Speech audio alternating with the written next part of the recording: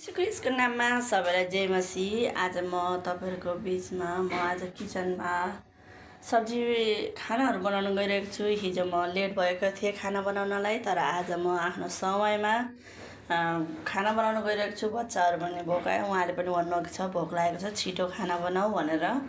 यसैले म आज खाना बनाउन गइरहेको छु नानीको लागि। हेर्नुहोस्, म दुध उबाल्दैछु र सब्जीको लागि तयारी गर्दैछु। यो मेथी हो, अनि त्यहाँ अरहरको दाल राखेको छु, मसलाहरू तयार पार्दैछु, हरी मिर्चीहरू त्यसरी पिसेर राखेको छ।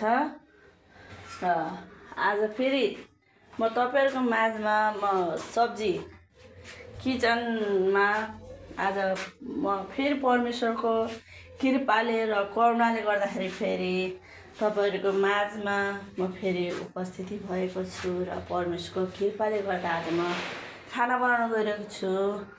र सब्जीको लागि सोयाबिनहरू यस्तो तयारी गर्दैछु र चिकन पनि ल्याउनु पठाएको छु मैले।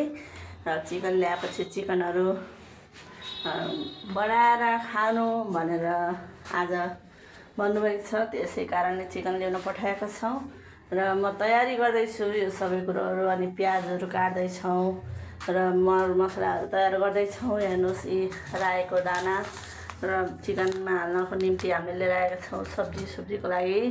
र आज परमेश्वरमा भरोसा, आज हामी चर्च गएका थियौँ, परमेश्वरको अनुग्रह र आशिष लिएर आयौँ।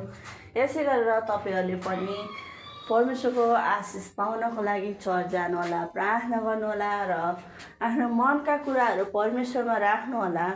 आज हाम्रो निम्ति परमेश्वर यो सबै कुराहरू जुटाउनु भएको छ। हामीले आफ्नो सोचले मात्र होइन, तर परमेश्वरको वचनद्वारा हाम्रो जीवनलाई बिताउनु पर्दछ। हामीहरू संसारमा भएर पनि संसारका मान्छेहरू हामी, किनभने परमेश्वरको वचनमा लेखेको छ मेरो इच्छा बगैर एउटा पत्ता पनि हिँड्दैन भनेर। यसै कारणले आज हामी साँच्चै नै परमेश्वरको इच्छाले नै हामी जीवित छौँ।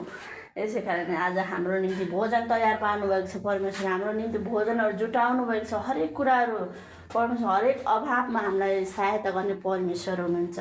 यसै कारणले आज म प्रार्थना गरेर म किचनमा घुसेको छु कि यो किचनमा आज खाना बनाउनको निम्ति। र मैले फटाफट खाना बनाएर मेरो छोरीलाई र दुलालाई खाना बनाएर खुवाउँदैछु। आज मैले तपाईँहरूले यो सबै कुराहरू तपाईँले देखेर मेरो लागि कमेन्ट गर्नुहोला, राम्रो लाग्यो भने सेयर गर्नुहोला।